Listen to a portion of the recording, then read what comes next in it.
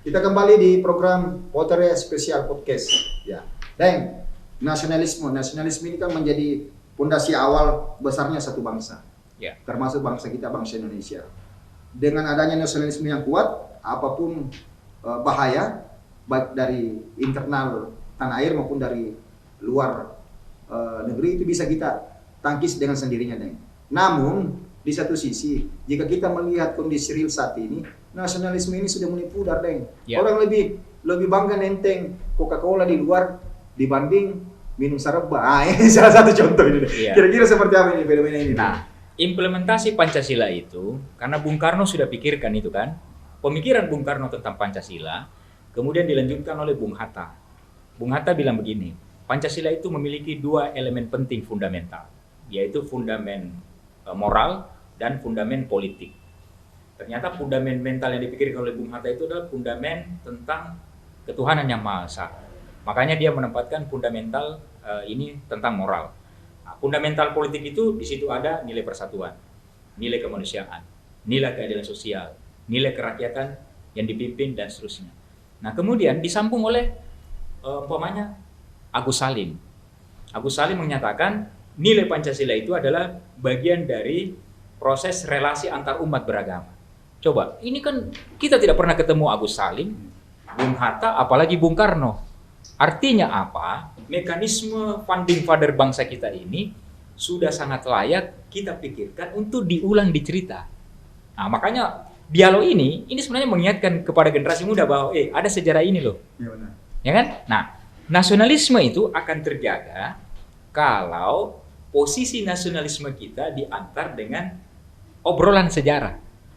Karena tidak mungkin nasionalisme itu bangkit kalau tidak ada sejarah. Diantar oleh obrolan sejarah. Iya, karena sejarah yang membuat cikal bakalnya kita bicara tentang kekuatan nasionalisme. Tapi kenyataannya ada yang bertolak belakang dengan kondisi sekarang. Kenapa Ya. saya katakan seperti itu? Karena porsi kurikulum yang mempelajari sejarah itu Ya. malah dikurangi, Deng. Ya. Bukan dipertahankan atau malah ditambah. Nah, supaya ada jalan keluarnya di situ, disitulah gunanya ada namanya partai politik.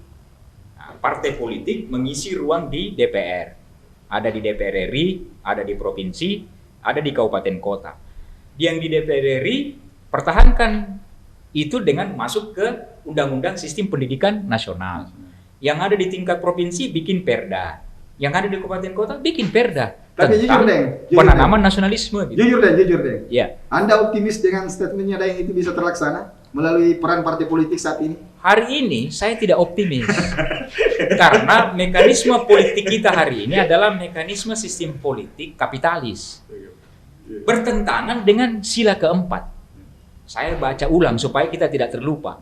Sila keempat itu kerakyatan yang dipimpin oleh hikmat kebijaksanaan dalam permusyawaratan perwakilan. Deng, nanti kita bahas satu sekian soal itu, Deng. Ya. Kita kembali ke nasionalisme ini, Deng. Kita sebelum- kembali ke nasionalisme Sistem politiknya Indonesia itu kerakyatan, permusyawaratan perwakilan. Ini sistem politiknya Indonesia yang asli. Yang sekarang ini cuplikan dari Barat. Ya. Makanya amburadul ini sistem politik. Mudah ya, Deng. Iya. Kembali ke nasionalisme, Deng. Di segmen pertama tadi ada yang mengatakan nasionalisme itu sebagai benteng yang kuat Ya, dari dari ancaman baik dari dalam negeri maupun dari luar negeri. ya, Dan nasionalisme itu harus diwujudkan terlebih dahulu pemerintah, legislatif, yudikatif harus memperlihatkan contoh yang baik di tengah-tengah masyarakat. Nah, Ya. kembali saya bertanya, Deng, sampai sejauh ini seberapa persen sih porsinya tiga lembaga ini dalam memberi contoh atau kesan baik di tengah-tengah masyarakat, Deng? kita berharap ada kerjasama yang apik antara eksekutif, legislatif, yudikatif, baik di level nasional sampai ke level daerah. Kenapa? Karena masyarakat Indonesia ini dia selalu butuh contoh, dan contoh yang terdekat adalah pemimpin. Contoh yang terdekat adalah tokoh-tokoh masyarakat. Tapi yang pertama dia bicarakan begini biasa, itu pemimpinnya kok bisa begitu ya? Nah, itu kan pertanyaan menarik. Kok bisa dia korupsi ya? Kenapa bisa begitu? Nah, Iya, betul. kok DPR-nya tidak mengawasi ya? Nah, itu berarti implementasi Pancasila itu dimulai dari kinerja para pemimpin. Nah, kalau pemimpinnya bekerja sama, kuat, solid, kemudian mengembang amanah, tidak menyalahgunakan kewenangan, tidak menyalahgunakan wewenang jabatan, ya pasti rakyatnya mengatakan, wah ini simpatik. Ya, ketika rakyat itu simpatik, ya itu pelaksanaan ideologi negara namanya. Implementasi Pancasila itu berjalan. Tapi kan setiap tahun mereka melakukan seremoni peringatan Hari Kesaktian Ya, Pancasila ini deh. makanya kita berharap bukan sekedar seremoni. Jangan diskusikan Pancasila hanya di 1 Juni. Jangan diskusi Pancasila hanya mau 17 Agustus. Tidak. Kita harus diskusi Pancasila secara intensif. Baik di kurikulum pendidikan SD, SMP, SMA, perguruan tinggi, maupun di antara para elit penyelenggara negara. Karena ini memang kekuatan ideologi. Namanya ideologi negara berarti kan pondasi. Kalau kita bangun rumah, pondasinya tidak kuat, pasti dindingnya jatuh satu-satu. Dinding ini adalah pilar. Pilarnya eksekutif, legislatif, yudikatif. Kemudian ada masyarakat di situ. Pondasinya ideologi negara. Nah, pondasi bernegara kita ini Pancasila deh ya. Iya. Apa bisa bertahan sampai kapan pun? Dia bertahan kalau semua konsolidasi sosialisasi sejarah berjalan, kemudian proses contoh teladan ada di pemimpin, masyarakat ikut. Nah, kalau terputus ini, sejarah tidak disambung, nah jangan heran adik-adik kita yang 2000-an ini, yang istilahnya kaum adik-adik milenial ini, Milenial. dia bisa lupa sejarah. Kalau lupa sejarah, tidak ada petanya dia. Sementara peta utama di negara ini adalah peta sejarah. Apa itu peta sejarah? Ya tadi, bicara ideologi, bicara tentang Undang-Undang Dasar 1945, bicara tentang proklamasi kemerdekaan. Bahkan sebelum proklamasi kemerdekaan 1945 masih ada 4 fase loh. Ada 4 fase, ada fase 1908, 1912, 1926, 1928. Tapi kenyataannya sebagian besar generasi muda, khususnya kaum milenial ini, Ya, lebih mengenal karakter tokoh pahlawan anime ya, di Mobile Legend ya. dibanding nama-nama pahlawannya sendiri, Deng. Iya. Nah, ini belum lagi seperti apa sih perjalanan kisahnya yang begitu heroik apa dan sebagainya. Nah, hal-hal seperti ini, Deng, kalau kita tidak lanjuti dengan maksimal, Ya. saya yakin Pancasila yang kita katakan sakti ini Ya. tidak sakti lagi ke depannya, Deng. Nah, berarti ini butuh kerja bersama. Nggak bisa juga kita hanya menyuruh eksekutif, legislatif, yudikatif. Kita harus kerja bersama. Termasuk media massa umpamanya. Dengan diskusi ini, kemudian kita mengantarkan satu proses. Saya tadi menyebut ada 4 fase. 08. 08 itu bukan hal biasa. Ini jauh sebelum merdeka.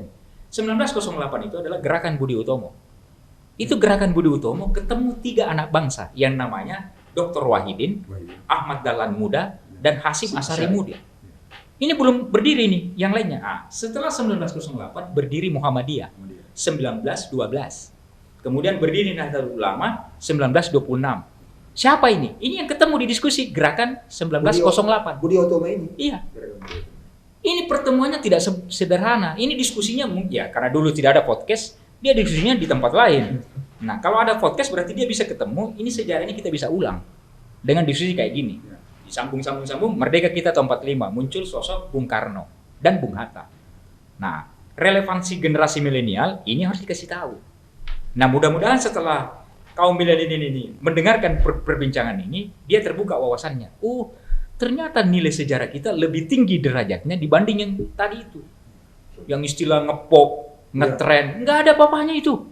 Belajar kepemimpinan sudah lengkap kalau kita belajar dari Bung Karno, Bung Hatta, Agus Salim, Syahrir, ya kan? Hasyim Asyari Muda, Ahmad Dahlan Muda. Ini kalau kita buka referensinya, ini lebih hebat cara pemimpinnya dibanding teori-teori barat. Deng, adanya penggunaan sosial media yang kurang efektif di tengah masyarakat. Ya. Kurangnya contoh dari pemerintah, tanda kutip ya, Deng. Ya. Ini menjadi 2 faktor. Salah satu menjadi 2 faktor dia dikhawatirkan menjadi penyebab pudarnya kesaktian Pancasila ini. Ya. Belum lagi peran serta partai politik. Ya. Ada yang tadi sempat menyinggung peran serta partai politik itu sangat penting dalam hal mempertahankan nasionalisme bangsa. Ya. Kita bahas nanti, Deng. Oke. Setelah pesan-pesan berikut.